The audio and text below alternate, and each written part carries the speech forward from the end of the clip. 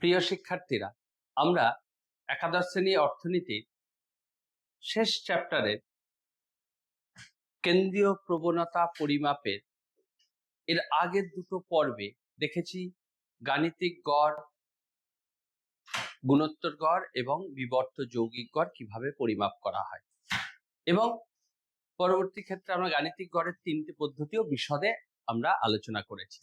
আজ আমরা এই চ্যাপ্টারের শেষ অংশ আলোচনা করব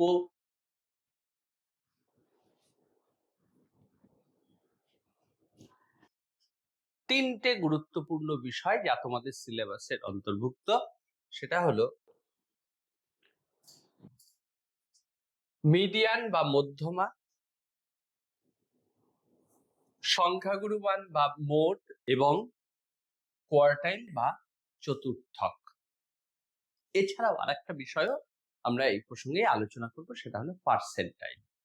তাহলে এই তিনটে বিষয় আমরা আজকে আলোচনা করব। তাহলে আমাদের প্রথম সেমিস্টারে ইউনিট 6 অর্থাৎ মেজার্স অফ সেন্ট্রাল টেন্ডেন্সি বা কেন্দ্রীয় প্রবণতা পরিমাপ, তোমাদের যে এ বি সি তিনটে সাব ইউনিট রয়েছে ইউনিট 6-এ, সেগুলো আমাদের সম্পূর্ণ আলোচনা হবে। তাহলে এক্ষেত্রে আমরা এক এক করে যদি আলোচনা শুরু করি, আমাদের প্রথম হচ্ছে আমরা আলোচনা করব মিডিয়ান বা মধ্যমা। হোয়াট ইজ মিডিয়ান বা মধ্যমা কাকে বলে? আমাদের যে তথ্য, রাশিবিজ্ঞানে যে রাশি তথ্যগুলো দেওয়া হয়, সেই রাশি তথ্যগুলোকে যদি আমরা মানের ঊর্ধ্বক্রমে অথবা অধক্রমে সাজাই, তাহলে এমন একটা ভ্যালু পাবো, এমন একটা মান পাবো যে মানটা সমগ্র রাশি তত্ত্বকে সমান দুটো অংশে ভাগ করছে। তাহলে প্রদত্ত রাশি তত্ত্বের মানগুলোকে যখন আমরা সাজাচ্ছি, সেটা ঊর্ধ্বক্রমে হতে পারে, অধক্রমেও হতে পারে, যে অ্যাসেন্ডিং বা ডিসেন্ডিং অর্ডারে সাজানোর পরে আমরা ঠিক মাঝামাঝি একটা ভ্যালু পাবো, যে ভ্যালুটা সমগ্র তত্ত্বকে ইকুয়াল দুটো পার্টে ভাগ করছে। ওই ভ্যালুটাকে আমরা বলছি মিডিয়ান ভ্যালু বা মধ্যমা। অর্থাৎ দেখো, এখানে পরিষ্কার সংজ্ঞা বলে দেওয়া আছে যে কোন তথ্যমালাকে ঊর্ধ্বক্রমে বা অধক্রমে যখন সাজাবো, ঠিক মাঝখানের মানটাকে বলা হবে মিডিয়ান। অর্থাৎ মিডিয়ান সমগ্র রাশি তথ্যমালাকে সমান দুভাগে ভাগ করে, 50% মধ্যমার উপরে থাকে আর 50% মধ্যমার নিচে থাকে। তাহলে মধ্যমা হচ্ছে অনেকটা এরকম ভাবতে পারো তোমরা, যে একটা পাউরুটি, গোটা পাউরুটি ঠিক মাঝখানে এমন একটা জায়গা পাবো, যদি লেন্থটা 4 সেমি হয় তাহলে 2 সেমি বরাবর আমরা যদি কাটি, সমান দুটো টুকরো পাবো। এখানেও মধ্যমা হচ্ছে ঠিক সেই রকম, ঠিক middle most value of the given data. যখন ডেটাগুলোকে আমরা অ্যারেঞ্জ করবো অ্যাকর্ডিং টু অ্যাসেন্ডিং অর্ডার অথবা অ্যাকর্ডিং টু ডিসেন্ডিং অর্ডার, ঊর্ধ্ব বা অধক্রমে সাজালে আমরা পাবো। তা এই মিডিয়ান ব্যবহার করার সুবিধা কি, অর্থাৎ অ্যাডভান্টেজ মিডিয়ানটা কেন? প্রথম হচ্ছে যে এই মিডিয়ান এক্সট্রিম ভ্যালু বা আমাদের যে তথ্যে মানগুলো দেওয়া হয়, সেই মানগুলোর চরম মান দ্বারা খুব একটা এফেক্টেড হয় না। যেমন আমরা দেখেছি প্রসার বা গড় চরম মান দ্বারা অনেকটা প্রভাবিত হতে পারে বা হয়, কিন্তু মধ্যমার ক্ষেত্রে কিন্তু এই মধ্যমা এক্সট্রিম ভ্যালু বা চরম মান দ্বারা কখনো খুব একটা প্রভাবিত হয় না। সেকেন্ড, যেটা খুব অ্যাডভান্টেজ, ওপেন এন্ডেড ক্লাস। কখনো কখনো আমাদের প্রদত্ত শ্রেণীবদ্ধ মানে শ্রেণীবদ্ধ পরিসংখ্যা বিভাজন তালিকাতে যদি কোনো ওপেন এন্ডেড ক্লাস থাকে, সেক্ষেত্রে কিন্তু আমরা গড় বা সংখ্যাগুরু মানের চেয়ে এই মিডিয়ান বা মধ্যমা বের করাটাই হচ্ছে বেস্ট মেজারমেন্ট। কেন্দ্রীয় প্রবণতার বেস্ট মেজার্স হচ্ছে in case of open ended class. আর আরেকটা হচ্ছে যে ইজিলি এটা ক্যালকুলেট করা যায়, easy to calculate and easy to understand, সহজবোধ্য এবং সহজে নির্ণয় করা যায়। তাহলে মূলত এই তিনটে গুরুত্বপূর্ণ সুবিধা আমরা মধ্যমার ক্ষেত্রে দেখতে পাই। তাহলে মধ্যমা কি, আর একবার বলছি আমরা পুরো বিষয়টা, যে মধ্যমা হচ্ছে প্রদত্ত রাশি তথ্যমালাকে সাজানোর ফলে, অর্থাৎ সাজানোর ক্ষেত্রে দুটো দিক হতে পারে, ঊর্ধ্বক্রমে সাজাতে পারি বা অধক্রমে সাজাতে পারি। যেভাবেই সাজায় দেখানো, ঠিক মাঝখানের যে ভ্যালু, যেটা সমগ্র রাশিতত্ত্বকে দুটো সমান পার্ট বা অংশে ভাগ করছে, অর্থাৎ যে মানের উপরে 50% ভ্যালু থাকবে, নিচে 50% ভ্যালু থাকবে, সেটাকে আমরা বলবো মধ্যমা বা মিডিয়ান। এবং এই মিডিয়ানটা সুবিধা হচ্ছে যে মিডিয়ান ক্যালকুলেট করার সুবিধা, সহজে পরিমাপ করা যায়, ইজিলি এটা আন্ডারস্ট্যান্ড বা আমরা সহজে বুঝতে পারি। ওপেন এন্ডেড ক্লাসের ক্ষেত্রে মিডিয়ানটাই ইউজ করাটা খুব সুইটেবল হয়, আর এটা এক্সট্রিম ভ্যালু বা চরম মান দ্বারা খুব একটা প্রভাবিত হয় না। তাহলে এই হচ্ছে আমাদের মিডিয়ান। এবার এই মিডিয়ানটা কিভাবে আমরা পরিমাপ করব? মিডিয়ান পরিমাপ করার ক্ষেত্রে আমরা প্রথমে একটা কথা বলে নিই। 3 ধরনের রাশি তথ্য আমাদের সাধারণত দেওয়া হয়। কি কি? একটা হচ্ছে সরল বিভাজন। সরল বিভাজনে শুধুমাত্র কিছু মান দেয়া থাকবে, যার কোনো পরিসংখ্যা থাকবে না। সেই মানগুলোর ক্ষেত্রে আমরা কিভাবে বের করব মধ্যমা, অর্থাৎ সরল বিভাজনে মধ্যমা নির্ণয়টা আমরা দেখব। কিভাবে দেখব বা কিভাবে এটা আমরা পরিমাপ করব? আমরা স্টেপ বলি, কতগুলো স্টেপকে ফলো করব। প্রথম স্টেপ হচ্ছে যে মানগুলো আমাকে দেওয়া থাকবে সেই মানগুলোকে আমরা সাজিয়ে ফেলব। বেশিরভাগ ক্ষেত্রে তোমরা পদ্ধতি জানা সত্ত্বেও মধ্যমা বের করার ক্ষেত্রে এই ভুলটা করে ফেলো, যে মানগুলো সাজাতে ভুলে যাও। যে মানগুলো দেয়া আছে তার মধ্যে সমস্ত সূত্র বা ফর্মুলা ইউজ করে ঠিকঠাক বের করছো, কিন্তু সাজানোর ভুল করার জন্য মধ্যমা কিন্তু ভুল আসবে। প্রথম গুরুত্বপূর্ণ কাজ স্টেপ 1, তোমাকে কি করতে হবে? স্টেপ 1-এ তোমাকে ভ্যালুগুলো সাজাতে হবে। তাহলে প্রাপ্ত তথ্যকে মানের ঊর্ধ্বক্রমে সাজিয়ে নাও, ছোট থেকে বড়। এটা সুবিধা হয়, বড় থেকে ছোট সাজালেও সেম রেজাল্ট পাবে।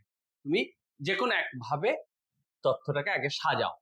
সেকেন্ড হচ্ছে, যদি সরল বিভাজন হয় তাহলে তোমাকে কতগুলো মান দেওয়া আছে পদ সংখ্যা, সেটা কাউন্ট করতে হবে, গুনতে হবে। গুনে দেখতে হবে সেটা জোড় না বিজোড়। যদি বিজোড় হয় একটা পদ্ধতি, আর যদি জোড় হয় আর একটা পদ্ধতি। এক এক করে আমরা দুটো আলোচনা করি। প্রথম হচ্ছে, যদি বিজোড় হয়, অযুগ্ম হয়, তাহলে ধরো কাউন্ট করে তুমি পেলে n সংখ্যক এবং দেখলে nটা হচ্ছে অযুগ্ম বা বিজোড় সংখ্যা, তখন তোমাকে মধ্যমা মানটা কিভাবে বের হবে? মধ্যমা হবে তোমার n+1/2। এই ভ্যালুটা কিন্তু মধ্যমা না, এইটা আর একটা ভুলের জায়গা। n+1/2 তম পদ বা n+1/2 এর টার্ম। তাহলে সাজানোর পরে ধরো যে এখানে যে সংখ্যাটা পেলে n+1/2 করে, সাজানোর পর তুমি ওই নাম্বারটা কোথায় পড়ছে সেই সংখ্যাটা হবে। অর্থাৎ n যদি অযুগ্ম হয় তাহলে n+1/2 তম পদ, এটাই হবে মধ্যমা। কিন্তু যদি আমরা দেখি যে n হচ্ছে যুগ্ম বা জোড় সংখ্যা, সেক্ষেত্রে কি হবে? n যদি জোড় সংখ্যা ইভেন হয়, তাহলে আমাদের মধ্যমা হবে n/2 তম পদ প্লাস n/2 প্লাস 1 তম পদ, তাদের গড়টা বের করতে হবে। অর্থাৎ n/2 তম পদ আর n+1/2 তম পদকে 2 দিয়ে ভাগ করলে আমরা পেয়ে যাব মধ্যমা। তাহলে গাণিতিক সরল বিভাজনের ক্ষেত্রে মধ্যমা নির্ণয় করতে গেলে 3টে স্টেপ তোমাকে ফলো করতে হবে। Step 1, arrange the given number in ascending order or descending order, মানের ঊর্ধ্ব বা অধক্রমে সাজিয়ে দাও। 2, count the number given data, number of the given data, কতগুলো তোমাকে দেওয়া আছে সেই সংখ্যাটা গোনো। এবং দেখো সেটা জোড় না বিজোড়। স্টেপ 3, যদি বিজোড় হয় তাহলে জাস্ট n+1/2 তম পদ যেটা হবে, n এর ভ্যালু মানে তুমি কাউন্ট করে কত পেয়েছো, 4টে না 5টা না 6টা ভ্যালু দেওয়া আছে, তাহলে n হচ্ছে তত, +1/2 করলে কত আসছে, সেই তম পদটা তোমার মধ্যমা আসবে। আমরা একটা উদাহরণ দিয়ে দেখে নিই, তাহলে বুঝতে সুবিধা হবে। যেমন ধরো এখানেই আমরা যদি দেখি, এখানেই একটা উদাহরণ দিই তাহলে বুঝতে সুবিধা হবে। ধরো তোমাকে বলেছে 5, 7, 3, 2, 9, 15, 1, এই সংখ্যাগুলোর মধ্যমা বের করো। তাহলে আমার স্টেপ 1 কি? স্টেপ 1 আমাকে কি করতে হবে? ঊর্ধ্বক্রমে সাজাতে হবে বা অধক্রমে সাজাতে হবে। আমি ঊর্ধ্বক্রমে যদি সাজাই, তাহলে সাজালে কি পাবো? সাজালে আমি পাবো একদম ছোট, দেখো 1, তারপরে দেখো 2, তারপরে দেখো 3, তারপরে 5, তারপরে আছে 7, তারপরে আছে 9, তারপর আছে 15। তাহলে মানের ঊর্ধ্বক্রমে সাজানো কমপ্লিট। নেক্সট স্টেপ কি? আমাকে গুনতে হবে কটা আছে। তাহলে n ইকুয়ালস টু কত, এটা আমাকে দেখতে হবে। n ইকুয়ালস টু এখানে আমার 1, 2, 3, 4, 5, 6, 7, তার মানে n হচ্ছে 7। তার মানে এটা কি অযুগ্ম বা বিজোড়? অযুগ্ম বা বিজোড় হলে কি করতে হবে ফর্মুলাটা? তাহলে অতএব মধ্যমা কি আসবে? মিডিয়ান বা মধ্যমা হবে n+1/2 তম পদ।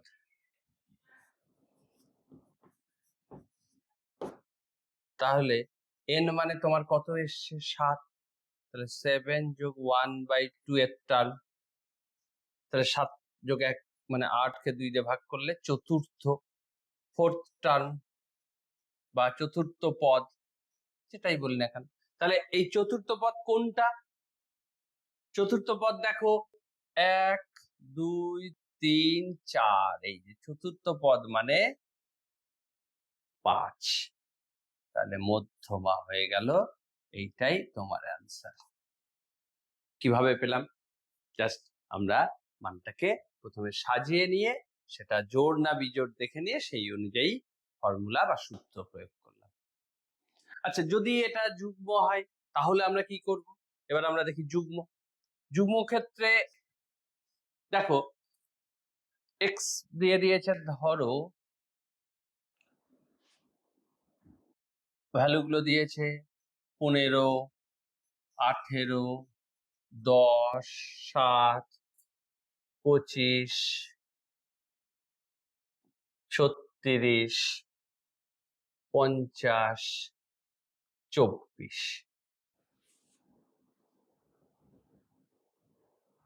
তাহলে এদের আমাকে যদি মধ্যমা বের করতে হয়, ফার্স্ট স্টেপ কি? ঊর্ধ্বক্রমে সাজাতে হবে। সাজাতে গেলে আমি একদম ছোট 7, তারপরে 10, তারপরে 15, 18,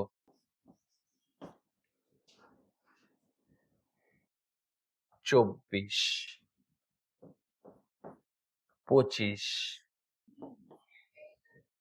36, 50। দেখো আমরা ছোট থেকে বড় সাজিয়ে ফেললাম। এইবার আমি দেখি n কত। 1, 2, 3, 4, 5, 6, 7, 8। তার মানে কি জোড় বা যুগ্ম? n হচ্ছে যুগ্ম। তাহলে যুগ্মর ক্ষেত্রে মধ্যমা কি হবে? মিডিয়ান হবে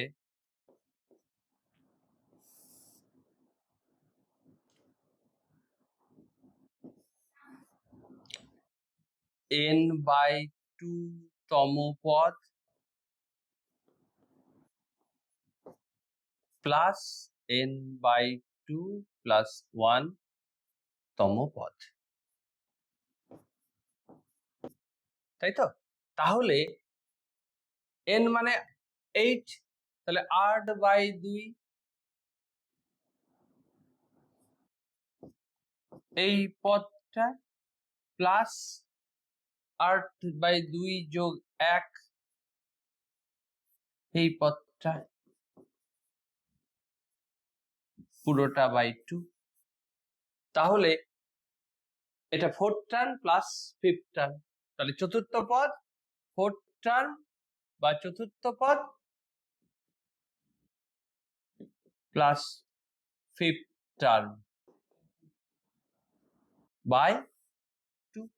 তাহলে এবার দেখো তোমার 4th টার্ম কোনটা, 1 2 3 4, 4th টার্ম হচ্ছে 18, 5th টার্ম কোনটা 24, তাহলে 4th term 18 plus 5th term 24 by 2, তাহলে 8 আর 4 12 1 2 2 4, 42/2 মানে 21। তাহলে এক্ষেত্রে মধ্যমা বা মিডিয়ান এলো 21। তাহলে যুগ্ম থাকলে এবং অযুগ্ম থাকলে কিভাবে মধ্যমা বের করা হবে সেটা তোমরা বুঝতে পেরেছো। এবার আমরা আসব যে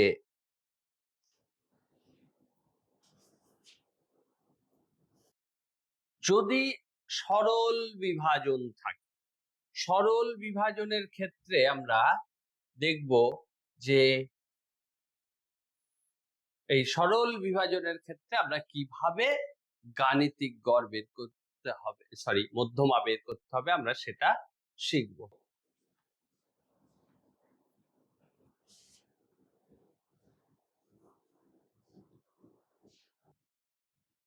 এক্ষেত্রেও যদি আমাদের দুটো কেস দেখতে হবে, যুগ্ম আর অযুগ্ম।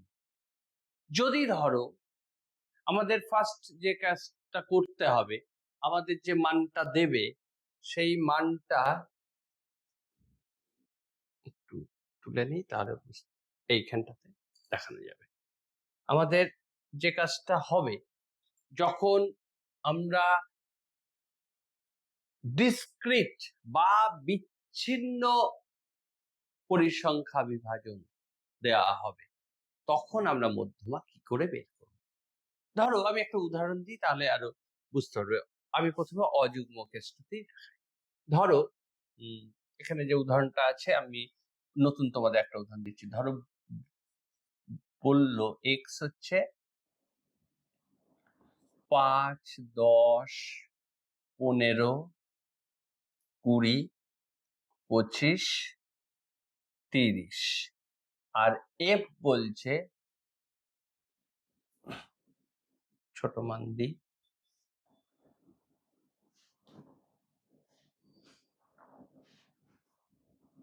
এফ হচ্ছে 2 6 3 9 8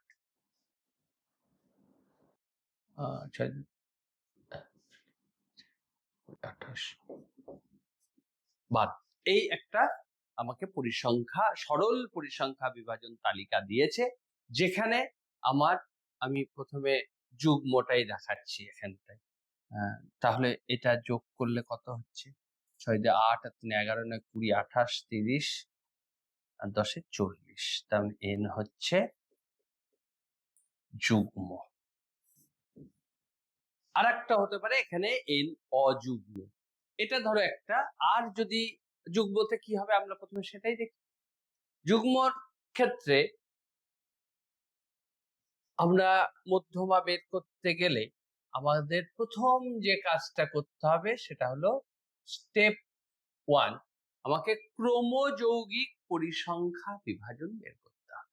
আমরা এর আগে ইউনিট 5-এ আলোচনার সময় তোমাদেরকে বলেছিলাম যে কিভাবে ক্রমযৌগিক পরিসংখ্যা বিভাজন বা কিউমুলেটিভ ফ্রিকোয়েন্সি বের করা হয়।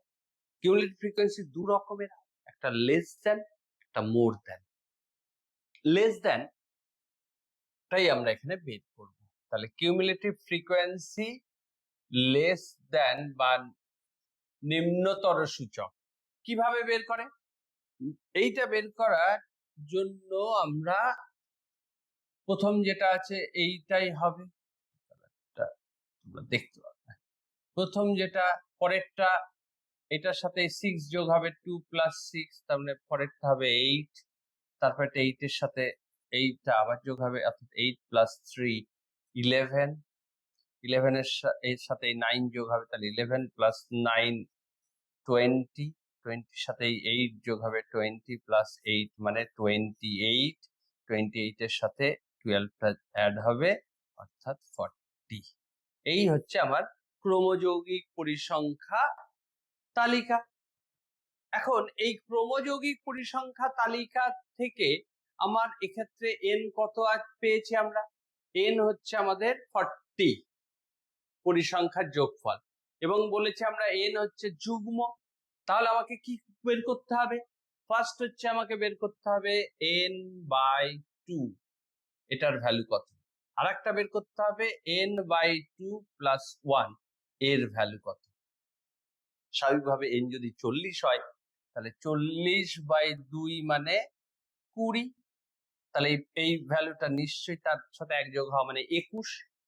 এইবার তোমাকে এই যে ক্রমযৌগিক পরিসংখ্যা বিভাজন তালিকা পেয়েছো, এইখানে দেখতে হবে 20 কোথায় আর 21 কোথায়।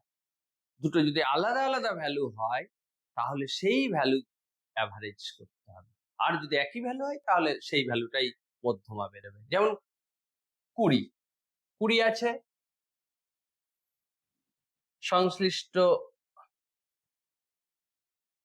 ভ্যালু কত? এক্স এর ভ্যালু 20। এটা ঘটনা চক্রে এটাও 20 এবং এটাও 20 হয়েছে। নর্মালি এরকম হয় না, এটা আমরা একটা বানিয়ে একটা এক্সাম্পল দিয়ে দেখছিলাম, তো ফলে এখানে ঘটনা চক্রে হয়ে গেছে। নেক্সট 21, 21 কার মধ্যে আছে? 8 এ নেই, 11 তে নেই, 20 নেই, 28 এর মধ্যে আছে। সংশ্লিষ্ট এক্স এর ভ্যালু কত? 25। তাহলে মধ্যমা কত হবে? অতএব মধ্যমা বা মিডিয়ান এটা হবে এই যে মান দুটো 20 আর একটা বেরোলো কত? 25, এর অ্যাভারেজ, অর্থাৎ 45/2। 45/2 মানে 22.5। তাহলে in case of discrete variable আমরা মিডিয়ান বের করতে গেলে প্রথম আমরা কাজ হবে কিউমুলেটিভ ফ্রিকোয়েন্সি বের করব। সেকেন্ড আমরা বের করব n কত, দেখব এখান থেকে পেয়ে যাব আমরা n, বা f-টা এখান থেকেও পেয়ে যাব। আমরা n দেখে নেব nটা যুগ্ম না অযুগ্ম। আমরা যে কেসটা আলোচনা করলাম এখানে আমরা n হচ্ছে আমাদের যুগ্ম বা জোড়। তাহলে যুগ্ম যদি হয় তাহলে আমার n/2 আর n+1/2 বের করতে হবে। সেইটা কিউমুলেটিভ ফ্রিকোয়েন্সিতে কোথায় আছে সেই সংশ্লিষ্ট এক্স এর ভ্যালু গুলো বের করে তার অ্যাভারেজ করলেই আমরা মধ্যমা পেয়ে যাচ্ছি। এটা ছিল যুগ্ম কেস। এবার আমরা একটা অযুগ্ম কেসে দেখি যে পরিসংখ্যা বিভাজন যখন আমরা করছি তখন অযুগ্ম কেসে কি হতে পারে। যেমন ধরো, তাহলে সরল বিভাজনের ক্ষেত্রে আমরা অযুগ্ম কেসে এবারে একটা দেখব।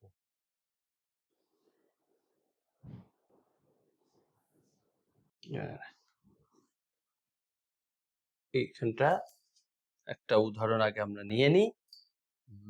ধরো এক্স বলেছে 1, 2, 3, 4, 5, 6, 7, আর এফ বা পরিসংখ্যা দিয়ে দেওয়া আছে 3 7 6 9 4 8 তাহলে লাস্টটা আমার আমি দেখাতে চাইছি অযুগ্ম।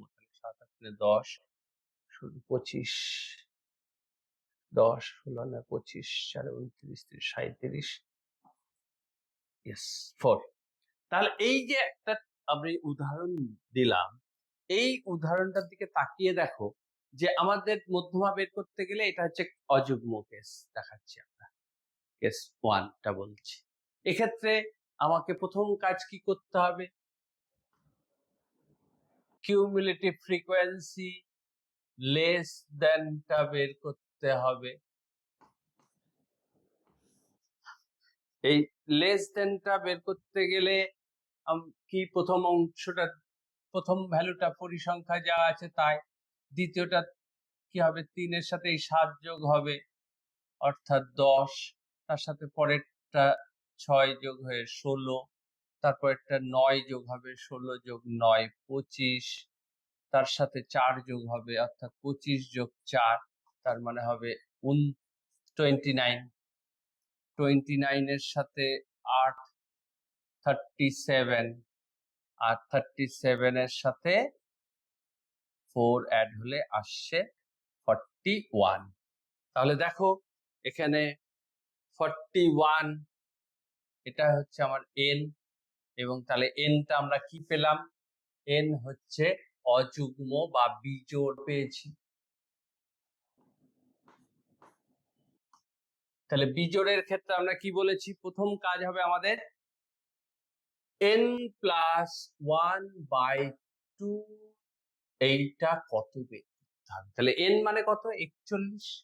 তার মানে n + 1 কত হচ্ছে? 41 + 1/2 42/2, তার মানে 21।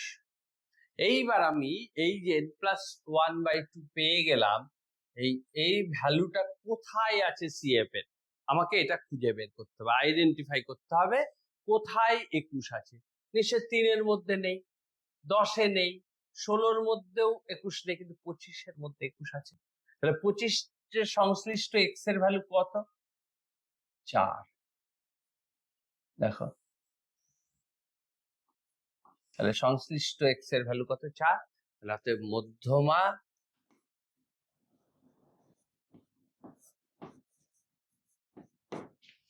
হচ্ছে 4। তাহলে আমরা এখান থেকে কি দেখতে পেলাম? সরল পরিসংখ্যা বিভাজনের ক্ষেত্রে আমরা দেখেছিলাম যুগ্ম আর অযুগ্ম দুটো ঘটনা ঘটতে পারে। এবার আমরা সরল পরিসংখ্যা বিভাজনের ক্ষেত্রে আমরা দেখলাম সরল পরিসংখ্যা বিভাজনে যদি বিচ্ছিন্ন পরিসংখ্যা বিভাজন হয়, অর্থাৎ ডিসক্রিট যদি হয়, তাহলে সেক্ষেত্রে সরল পরিসংখ্যা বিভাজনের ক্ষেত্রে আমরা প্রথমে স্টেপ হচ্ছে, আমি ধাপে ধাপে আলোচনা করি কিভাবে বের করতে হবে। প্রথম ধাপ, আমাকে প্রদত্ত পরিসংখ্যাগুলোর থেকে ক্রমযৌগিক পরিসংখ্যা বের করতে হবে, লেস দ্যান বা নিম্নতর সূচক। সেকেন্ড, আমাকে দেখতে হবে এফ এর যোগফল কত, তার সেটা জোড় না বিজোড়। যদি বিজোড় হয় তাহলে আমাকে n + 1/2টা বের করতে হবে, এবং সেই ভ্যালুটা কোথায় আছে কিউমুলেটিভ ফ্রিকোয়েন্সির, সেই সংশ্লিষ্ট x ভ্যালুটাই কিন্তু আমাদের মধ্যমা হবে, যদি এটা অযুগ্ম হয়। কিন্তু যদি অযুগ্ম না হয়, যুগ্ম হয়, তাহলে কি হবে? তাহলে আমাদের যুগ্ম হলে n/2 বের করতে হবে, আর n + 1/2 বের করতে হবে। n/2 রিলেটেড x এর ভ্যালু কত এটা বের করতে হবে, n + 1/2 এর রিলেটেড x এর ভ্যালু কত বের করতে হবে। এই দুটো ভ্যালু যাই বেরোক না কেন, ধরো আমি কথার কথা তোমাদের বোঝার সুবিধার্থে বলছি, এটা বেরোলো x1 আর এটা বেরোলো ধরো x2, তাহলে তোমরা মধ্যমা পাবে মধ্যমা পাবে এই দুটোর গড় করে, অর্থাৎ x1 প্লাস x2/2। তাহলে অযুগ্ম হলে তুলনামূলকভাবে ঝামেলাটা কম, একবারে পেয়ে যাচ্ছে। যদি যুগ্ম হয়, অযুগ্ম বা যুগ্ম, এই ক্যালকুলেশনের পার্ট এই পর্যন্ত সেম। অযুগ্ম হলে জাস্ট এইখান থেকে n+1 তম পদটা বের করে করেসপন্ডিং বা সংশ্লিষ্ট x এর ভ্যালু পাচ্ছ।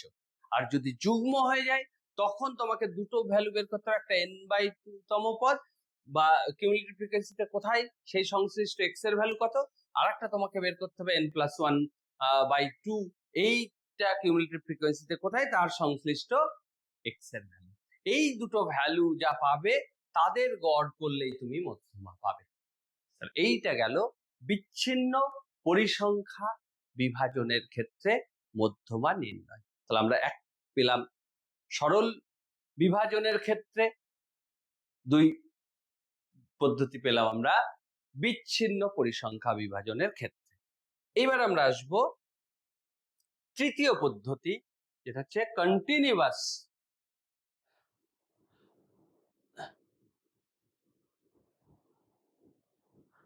আচ্ছা, তার আগে কন্টিনিউয়াস বলার আগে এখানে একটা কনক্লুশন আমি অলরেডি এই অংশটা বলে দিয়েছি, তাহলে আর আলাদা করে এটা আর বলার দরকার নেই। এবার আমরা যেটা আসব সেটা হচ্ছে, এখানে একটা উদাহরণ দিয়ে দিয়েছিলাম, আমরা আমাদের মতো করে একটা উদাহরণ দিয়েছি, ফলে এদিকে আর দরকার নেই। আমরা যেটা এবার শ্রেণীবদ্ধ পরিসংখ্যা বিভাজনের ক্ষেত্রে কিভাবে বের করে, অর্থাৎ কন্টিনিউয়াস ভেরিয়েবলের ক্ষেত্রে আমরা কিভাবে মধ্যমা বের করব সেটা আলোচনা করব। তিনটে মধ্যমা বের করার ক্ষেত্রে আমরা তিনটে কথা বললাম। এক নাম্বার আমরা বলেছি যখন সরল বিভাজন, দু নাম্বার আমরা বললাম বিচ্ছিন্ন পরিসংখ্যা বিভাজন, যেটা সরল পরিসংখ্যা বিভাজন হিসাবেও বলতে পারি। আর তৃতীয়ত আমরা এবার আলোচনা করব শ্রেণীবদ্ধ পরিসংখ্যা বিভাজন। এই শ্রেণীবদ্ধ পরিসংখ্যা বিভাজনের ক্ষেত্রে, অর্থাৎ যখন কন্টিনিউয়াস ভেরিয়েবল হয় সেক্ষেত্রে আমরা এই শ্রেণীবদ্ধ পরিসংখ্যা বিভাজন পাই, এবং সেক্ষেত্রে মধ্যমা বের করার সূত্রটা হলো, আমাদের মধ্যমা বের করতে গেলে আমাকে শ্রেণীবদ্ধ পরিসংখ্যা বিভাজনের জন্য আমাকে প্রথম যে কাজটা করতে হবে, যে আমাকে স্টেপ 1 আমার যে মানগুলো দেবে বা যে টেবিলটা দেবে, শ্রেণীবদ্ধ পরিসংখ্যা বিভাজন যে তালিকাটা দেবে, আমি সেই তালিকা থেকে আমাকে ফার্স্ট বের করতে হবে CF লেস দেন বা ক্রমযৌগিক পরিসংখ্যা, পরপর বের করব। সেকেন্ড, এর আগের পদ্ধতিতেই এই পদ্ধতিতেও আমরা বের করেছি, ফলে তোমরা অলরেডি জেনে গেছো। সেকেন্ড, আমাকে যেটা করতে হবে, আমাকে n/2 বের করতে হবে। জোড় না বিজোড় আর আমি ভাববো না। এই শ্রেণীবদ্ধ পরিসংখ্যা বিভাজনের ক্ষেত্রে কিন্তু আমাদের আর মাথায় রাখতে হবে না এটা যুগ্ম না অযুগ্ম, তোমাকে সিম্পলি n/2 এটা বের করতে হবে। n/2 ভ্যালুটা তুমি যেই বের করলে, সেই n/2 ভ্যালুর রেসপেক্টে যে শ্রেণীটা পড়বে, সেই শ্রেণীটাকে বলবো আমরা মিডিয়ান ক্লাস বা মধ্যমা শ্রেণী। এবার ধরো একটা উদাহরণ হিসেবে বলছি, কোন একটা শ্রেণী 20 থেকে 30 ছিল, সেই শ্রেণীটাতে আমরা CF-টা পেয়েছি, n/2 টা সেইখানে রয়েছে। তাহলে পরে এই 20/30টা মধ্যমা শ্রেণী। তাহলে 20/30টা যদি মধ্যমা শ্রেণী হয়, তার নিম্ন শ্রেণী সীমানা কত? 20। এই নিম্ন শ্রেণী সীমানা, এটাকে আমরা L দিয়ে যদি ডিনোট করি, lower class limit L, L plus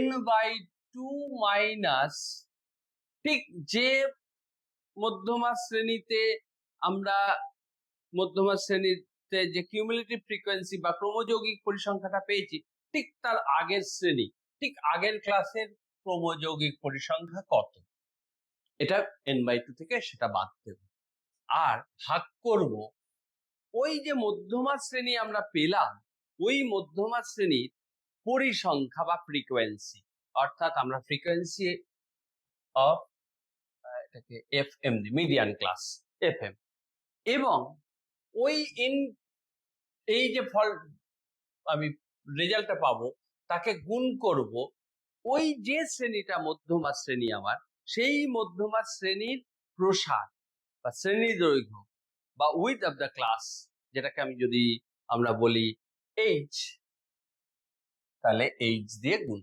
তাহলে এই ভ্যালুগুলো আমার চাই, তবে আমরা মধ্যমা বের করব। কি কি? আমার মধ্যমা শ্রেণী বের করতে হবে। মধ্যমা শ্রেণী বের করতে গেলে আমাকে ফার্স্ট কিউমুলেটিভ ফ্রিকোয়েন্সি বা ক্রমযৌগিক পরিসংখ্যা বের করতে হবে। ক্রমযৌগিক পরিসংখ্যা যেই বেরোলো, সেই ক্রমযৌগিক পরিসংখ্যা থেকে আমি n/2 টা বের করব। n/2 n/2 রেসপেক্টে আমরা যে কিউমুলেটিভ ফ্রিকোয়েন্সিটা হবে, সেই কিউমুলেটিভ ফ্রিকোয়েন্সি বরাবর আমরা শ্রেণীটা পেয়ে যাব। ওই শ্রেণীটা আমার মধ্যমা শ্রেণী।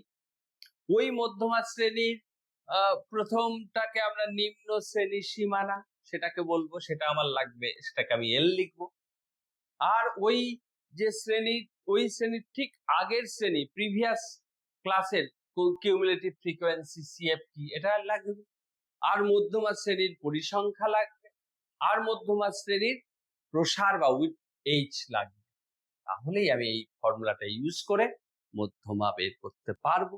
আমরা একটা উদাহরণ দেখি।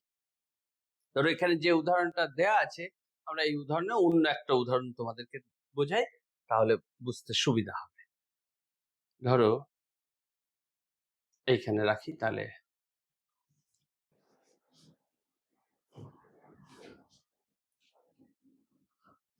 একটা ভ্যালু দিয়েছে, ধরো এক্স বলেছে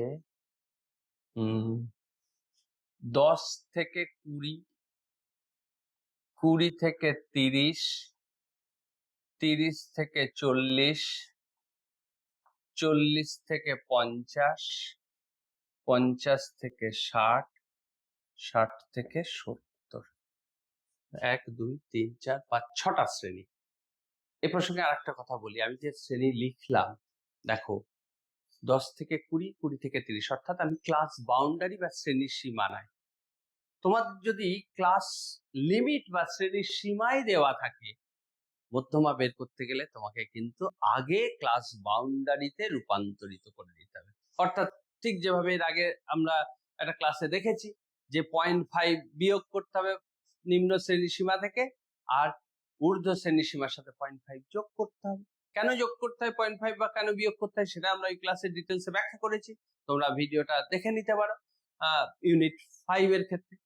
এবার এই যে পরিসংখ্যা, এই যে শ্রেণীগুলো, তার করসপন্ডিং পরিসংখ্যাগুলো ধরো বলে দিয়েছে 2 7 5 9 8 6। দেখো আমি যুগ্ম বিযুগ্ম বা অযুগ্ম কোনো না দেখে আমি একটা কাল্পনিক পরিসংখ্যা বিভাজন তালিকা তৈরি করলাম। এটা যে এরকমই আসবে এমন নয়, তার কারণ আমরা কিন্তু এই মান অনুযায়ী তোমাদেরকে দেখাচ্ছি না, ফলে তোমার রেজাল্ট যে 22.5 আসবে তা কিন্তু নয়।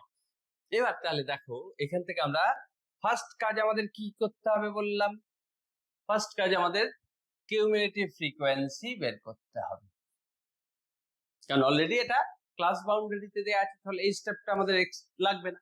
এখন ক্লাস ফ্রিকোয়েন্সি, কিউমুলেটিভ ফ্রিকোয়েন্সি বের করতে গেলে কি, এটা 2, তার সাথে 7 অ্যাড হবে, তাহলে 2 + 7 মানে 9। আমি আর পরে এগুলো একবারই যোগ করব, 9 আর 5 এটা হবে 14, তার সাথে 9 যোগ করলে এটা হবে 23, আর 8 এটা হবে 31, 31 আর 6 হবে 37। সুন্দর হয়েছে, একদিক থেকে ভালো এসছে, বিজোড় এসছে, তোমাদের ওই n+1 এর এই ভাবনাতে যেতে হবে না। তাহলে এখানে আমাদের ফার্স্ট কাজ সিএফ বের করা হয়ে গেল। স্টেপ 2 কি বলেছিলাম, n/2 বের করো। n/2 কত? 37/2 মানে 18.5। এখন এই 18.5টা কিউমুলেটিভ ফ্রিকোয়েন্সিতে কোথায় আছে খোঁজো।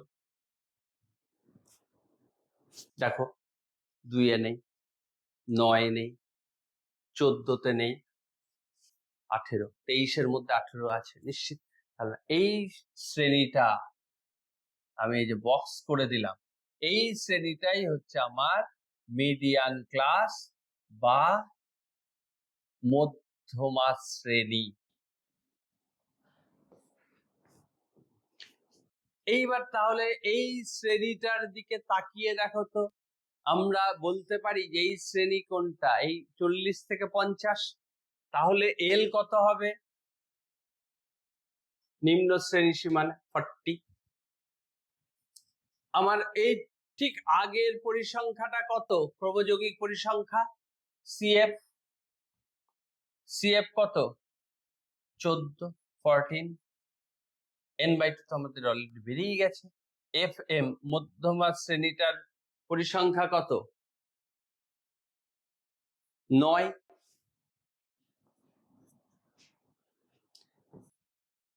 এইচ কত? ওই শ্রেণীটা হচ্ছে 40 থেকে 50, তাহলে এইচ হবে কত? 50 বিয়োগ 40, 10। তাহলে এইচ এর ভ্যালু পেয়ে গেলাম। তাহলে সবগুলো ভ্যালু আমাদের কাছে নোন। তাহলে এইবার আমি মধ্যমার ফর্মুলাতে বসিয়ে দিই। আমাদের মধ্যমার ফর্মুলা দেখিয়ে দিয়েছি, আগেই বললাম। তাহলে মধ্যমা হচ্ছে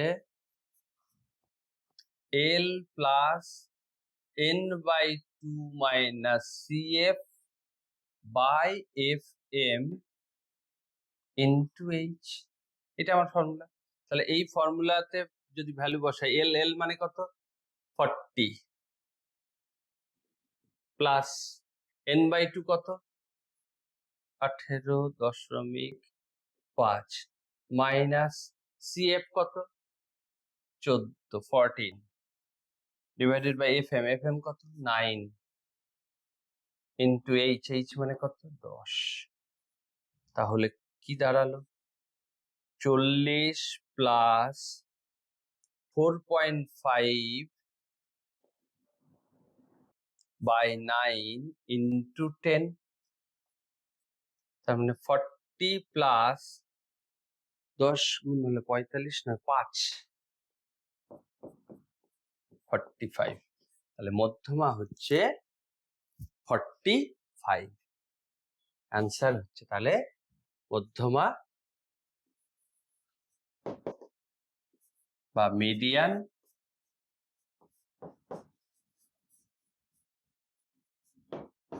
কত হলো? 45। এইখানটা আমাদের অ্যাকচুয়ালি উত্তর হচ্ছে, আমরা যে উদাহরণ দিয়ে এখন দেখালাম তোমাদের, যেটা ডিসপ্লে করা আছে সেইটা বললাম না, আমরা নতুন একটা উদাহরণ নিয়ে দেখলাম যে মধ্যমা হচ্ছে 45। তাহলে আমরা যখন শ্রেণীবদ্ধ পরিসংখ্যা বিভাজন তালিকা দেয়া থাকবে, তখন মধ্যমা বের করতে গেলে আমাদেরকে যে স্টেপগুলো ফলো করতে হবে সেটা হলো, প্রথমে আমাকে মানগুলোর থেকে সিএফ বের করতে হবে। সেকেন্ড, আমাকে n/2 বের করতে হবে। থার্ড হচ্ছে ওই n/2 এর ভ্যালুটা কোথায় আছে সিএফ এর, দেখে আমাকে মিডিয়ান ক্লাসটা বের করতে হবে। এই মিডিয়ান ক্লাসটা খুঁজে বের করতে হবে।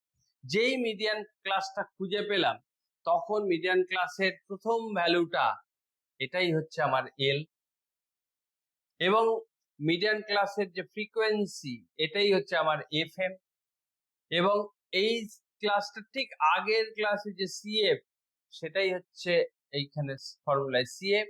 আর ওই যে ক্লাসটা পেলাম, এই ক্লাসটার উচ্চ আর নিম্ন শ্রেণী সীমানার পার্থক্য, অর্থাৎ এই 50 থেকে 40 বিয়োগ করলেই আমরা পেয়ে যাচ্ছি এইচ এর ভ্যালু।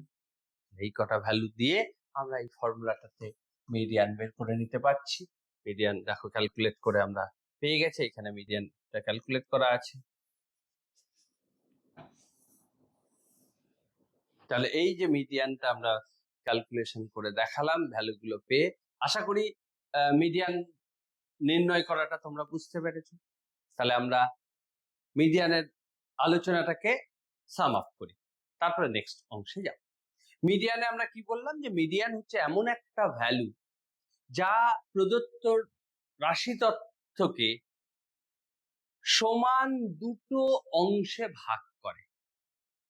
অর্থাৎ ওই ভ্যালু বা মধ্যমার নিচে থাকে 50%, উপরে থাকে 50% ভ্যালু, এবং এই মধ্যমার বের করার ক্ষেত্রে তিনটে পদ্ধতি আমাদেরকে, তিন ভাবে আমাদের তথ্য দেয়া থাকে। পদ্ধতি তিনটে নয়, অ্যাকচুয়ালি তিন ভাবে আমাদেরকে তথ্য দেয়া থাকতে পারে বা আমরা পেয়ে থাকি। এক হচ্ছে সরল বিভাজন, সেক্ষেত্রে আমরা যুগ্ম না অযুগ্ম দেখে মানগুলোকে প্রথমে সাজিয়ে এন কত যুগ্ম না অযুগ্ম দেখে সেই অনুযায়ী মধ্যমা বের করব। প্রথম পদ্ধতি আলোচনা করেছি। দ্বিতীয় পদ্ধতি বললাম যে যখন ডিসক্রিট ভেরিয়েবল বা সরল পরিসংখ্যা বিভাজন, এক্স এর ভ্যালু দেয়া হবে এবং পরিসংখ্যা দেয়া হবে, তখন আমরা কি করব, কিউমুলেটিভ ফ্রিকোয়েন্সি বা ক্রমযৌগিক পরিসংখ্যা বের করব, করে দেখব যে এফ এর যোগফল অর্থাৎ এন ইকুয়ালস টু যুগ্ম না অযুগ্ম। যদি অযুগ্ম হয় তাহলে n+1/2, সেই ভ্যালুটা কত, তার করসপন্ডিং এক্স এর ভ্যালুটাই আবার হবে মধ্যমা। আর যদি যুগ্ম হয় তাহলে n/2 তার করসপন্ডিং ভ্যালুটা, আর n/2+1 তার করসপন্ডিং ভ্যালু, এই দুটোর গড় অর্থাৎ দুটোকে যোগ করে 2 দিয়ে ভাগ করলে আমরা মধ্যমা পাবো। আর তৃতীয়ত আমাকে যখন মানটা দেওয়া থাকবে শ্রেণীবদ্ধ পরিসংখ্যা বিভাজন, মূলত কন্টিনিউয়াস ভেরিয়েবলের ক্ষেত্রে, তখন আমার শ্রেণীবদ্ধ পরিসংখ্যা বিভাজনের ক্ষেত্রে আমি মানগুলোকে একই পদ্ধতি, সেম পদ্ধতিতে আমি মানগুলোর সিএফ বের করব, এন কত বের করব, n/2 বের করব এবং তারপরে এই ফর্মুলাকে অ্যাপ্লাই করে আমরা মধ্যমা বের করব। তাহলে আশা করি মধ্যমা কি, মধ্যমা কি কাজে ব্যবহার করা হয় এবং কিভাবে, কোন ক্ষেত্রে কিভাবে মধ্যমা পরিমাপ করা হয়, এটা তোমরা বুঝতে পেরেছো। নেক্সট আমরা আসবো সংখ্যাগুরু মানের ক্ষেত্রে। দেখো, মোড বা সংখ্যাগুরু মান, অনেকে এটাকে গরিষ্ঠক বা ভূমিষ্ঠক বা কখনো কখনো প্রচুরক এই শব্দটাও বলে, যদিও সংখ্যাগরিষ্ঠ মানটাই অনেকটা ভালো। ভূমিষ্ঠক, প্রচুরক, সংখ্যাগরিষ্ঠ মান ইত্যাদি বিভিন্ন ভাবে বাংলায় মোডকে বলা হয়। তা এখন প্রশ্ন হচ্ছে যে মোডটা কি, যাকে আমরা এইভাবে এত কিছু বলছি। সেটা হলো, মোড হচ্ছে আমার কোন তথ্যমালায় যে মানটা সব থেকে বেশি বার থাকে। দেখা যাচ্ছে যে আমরা যদি দেখি যে কোনো তথ্যমালায় কোন ভ্যালুটা বেশি সংখ্যক বার আছে, অর্থাৎ নাম্বার অফ অকারেন্স ম্যাক্সিমাম, সেটাকে আমরা বলি। ধরো একটা বাজারে বিভিন্ন ধরনের দোকান থাকে, কোন দোকানটার, কোন জিনিসের দোকানটা সব থেকে বেশি আছে, খাতা পেনের স্টেশনারি দোকান সব থেকে বেশি, না চাল ডালের মুদিখানা দোকান সবচেয়ে বেশি, না জামা কাপড়ের দোকান বেশি, এই যে সংখ্যাটা সব থেকে বেশি, সেটাকেই বলি আমরা মোড। এই মোড যদি দেখা যায় তথ্যমালায় একটাই মোড থাকতে পারে, যেমন ধরো এখানে আমি একটা উদাহরণ হিসাবে তোমাদেরকে দেখাচ্ছি, যে এখানে দেখো ভ্যালু বলেছে 2, 4, 4, 4, এখানে দেখো 4 একবার, দুবার, 3 বার আছে, কিন্তু বাকিগুলো এর থেকে কম সংখ্যক। 2 যেমন মাত্র একবার আছে, 5-এও একবার আছে, 7 একবার বা দুবার থাকতে পারে, কিন্তু 4 সব থেকে বেশি সংখ্যক বার আছে। তাহলে এইটাকে আমরা বলবো মোড। এরকম যদি একটা থাকে তখন আমরা এটা বলি ইউনিমোডাল বা একটা ভূমিষ্ঠক মান। আর যদি ধরো এখানে যেমন দেখো 3 কটা আছে, 7 কটা আছে, তাহলে দেখো 3ও দুবার আছে, 7ও দুবার আছে, বাকির একবার, তাহলে সব থেকে বেশি বার কে আছে, 3 আছে আর 7 আছে, তাহলে দুটো বাইমোডাল। তাহলে মোড বা সংখ্যাগুরু মান বা ভূমিষ্ঠক, এটা হচ্ছে এমন একটা মান যা প্রদত্ত তথ্যমালায় বেশি সংখ্যক বার আছে, এবং এই মানটা প্রদত্ত তথ্যমালায় একটা মানই বেশিবার থাকতে পারে, আবার কখনো কখনো দুটো মানও বেশি সংখ্যক বার থাকতে পারে। যদি একটা মান থাকে তাহলে মোড 1 বা সিঙ্গেল বা বলা যেতে পারে ইউনিমোডাল, আর যদি দুটো থাকে তখন আমরা এটাকে বলি বাইমোডাল। এবারে আসি যে এই মোডটা আমরা কিভাবে চার্টে, ধরো বার ডায়াগ্রাম দিয়ে আমরা মোড দেখতে পাই। দেখো এখানে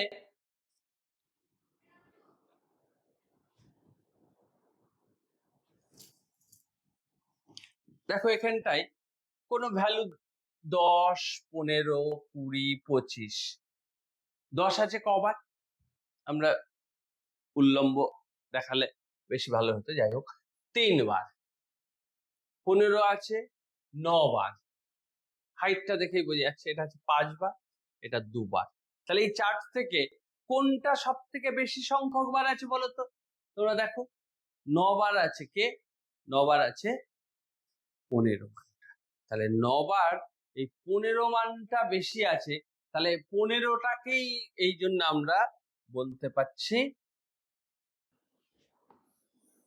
মোড। তাহলে আমরা মোডটা কিভাবে পেলাম? মোডটা পাচ্ছি কোন ভ্যালুটা সব থেকে বেশি সংখ্যক বার আছে, অর্থাৎ নাম্বার অফ অকারেন্স খুব বেশি।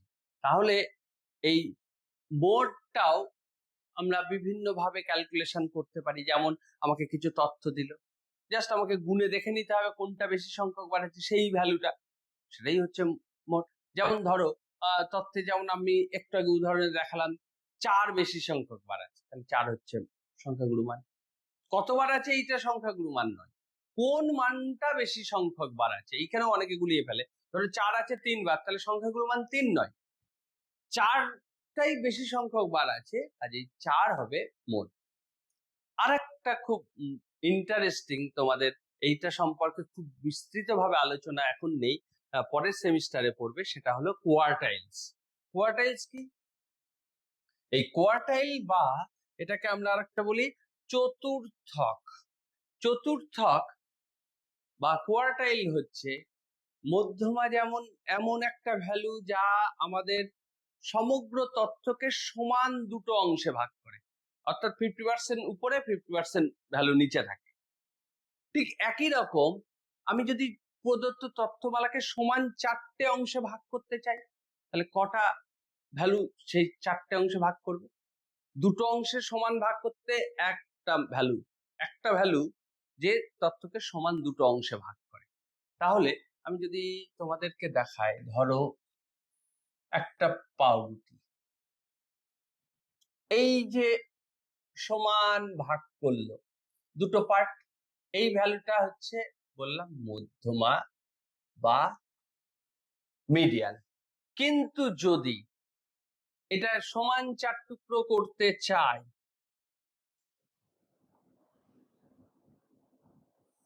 দেখো এইবার সমান 4 টুকরো, তাহলে অ্যাকচুয়ালি কটা ভ্যালু পেলাম?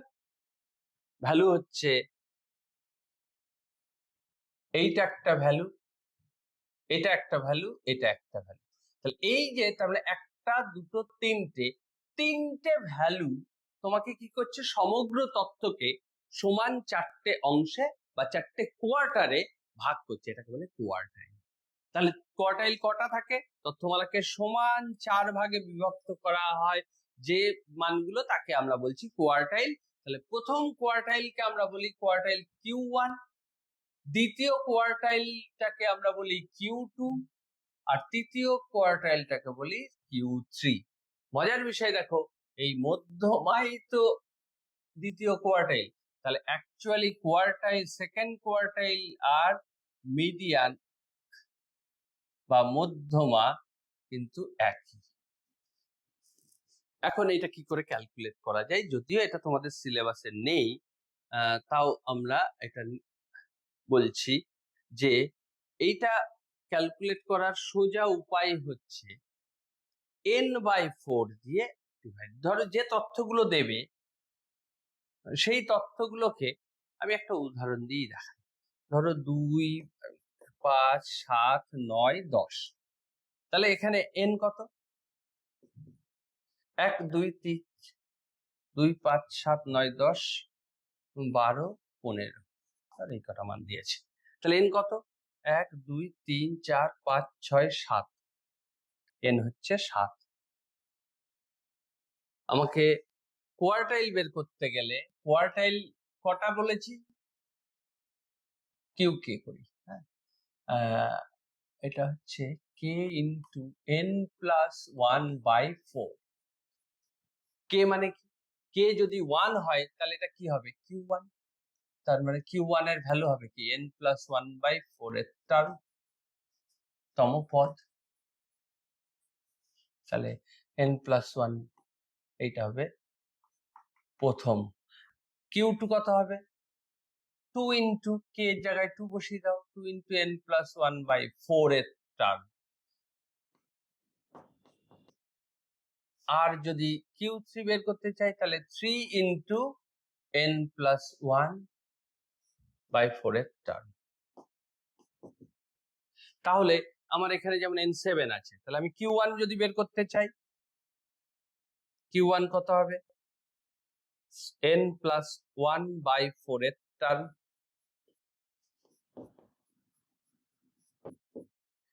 7 থেকে 8/4 সেকেন্ড টার্ম। তাহলে সেকেন্ড টার্ম কোনটা?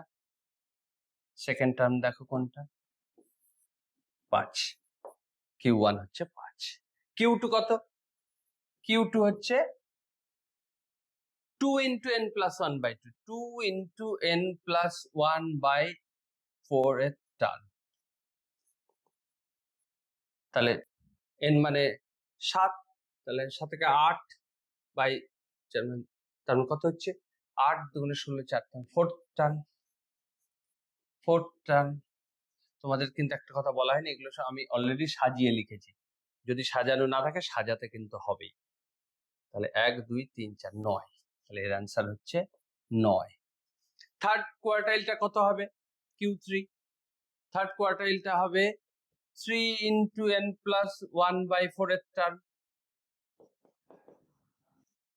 তাহলে 7 থেকে 8, 3 24/4, 6 টার্ম। 6 নম্বরে কি? 1 2 3 4 5 6 12। তাহলে অ্যান্সার প্রথম চতুর্থক 5, দ্বিতীয় চতুর্থক 9, তৃতীয় চতুর্থক 12। অর্থাৎ এই মানগুলো সমগ্র রাশি তত্ত্বমালাকে সমান 4টে অংশে ভাগ করে। আর একটা ইন্টারেস্টিং জিনিস আমরা পেয়ে গেলাম, সেটা হলো মধ্যমা আর দ্বিতীয় চতুর্থক একই ভ্যালুকে নির্দেশ করে। এবারে আসি আমরা চতুর্থকের গাণিতিক উদাহরণ অলরেডি আমরা দিয়ে দিয়েছি, আর দরকার নেই। তাহলে এইবার আমরা কনক্লুশনের দিকে আসবো, যে আমাদের এই আলোচনার মিডিয়ান মোড কোয়ার্টাইল হয়ে গেছে। আর যে আমরা এই কেন্দ্রীয় প্রবণতা কেন আলোচনা করি, অর্থনীতিতে একটা চ্যাপ্টার হিসাবে এই কেন্দ্রীয় প্রবণতাকে আনা হয়েছে কেন? ইকোনমিক অ্যানালিসিসের ক্ষেত্রে আমরা যখন দেশের মানুষের আয়, সম্পদ, এগুলো বন্টনে বৈষম্য কতটা রয়েছে, ইনইকুয়ালিটি কি রয়েছে, সেইটা যখন মেজার করতে চাই, তখন কিন্তু আমাদের এই মধ্যমা এইটা কিন্তু একটা কার্যকরী ভূমিকা পালন করে। বা ধরো ব্যবসা হতো, জুতো, জামা কাপড়, এগুলোর ক্ষেত্রে আমরা কিন্তু ম্যাক্সিমাম মানুষের পায়ের সাইজ কত, কোম্পানি সেই সাইজের জুতো বেশি উৎপাদন করবে। বেশিরভাগ মানুষের শার্টের সাইজ কি, অর্থাৎ মোট ভ্যালু কত, কোম্পানি সেই অনুযায়ী বেশি সংখ্যক ওই জামা বা ওই কাপড়, প্যান্ট এগুলো তৈরি করবে। অর্থাৎ আমার জুতো, জামা কাপড় বা জনপ্রিয় পণ্যের সাইজ নির্ধারণের সংখ্যাগুলো ব্যবহার করা হয়। শ্রেণী বিভাগ যদি কখনো দেখা যায় যে আমাদের কোনো ক্লাস, যে শ্রেণীবদ্ধ পরিসংখ্যা তালিকা দেওয়া আছে, তার কোনো একটা ক্লাসের ওপেন এন্ডেড ক্লাস, মুক্ত শ্রেণী, তাহলে সেক্ষেত্রে কিন্তু আমরা মধ্যমা, চতুর্থক এইগুলো অনায়াসে বের করতে পারবো। আর সহজে বোঝা যায়, যে কোনো জটিল অসংখ্য তথ্য দেওয়া আছে, প্রচুর তথ্য, সেই তথ্য থেকে, সেই তথ্যের বিশ্লেষণ থেকে একটা সিদ্ধান্ত আসা খুব কঠিন। কিন্তু কেন্দ্রীয় প্রবণতা কি করছে, সমগ্র তথ্যগুলো থেকে একটা কেন্দ্রীয় মান, যে মানটা সমগ্র তথ্যগুলোর প্রতিনিধিত্ব করছে, ফলে ওই একটা কেন্দ্রীয় মান আমাদের পুরো তথ্যটার অ্যানালিসিস করে তার তাৎপর্য, গুরুত্ব এটা বুঝতে সাহায্য করছে।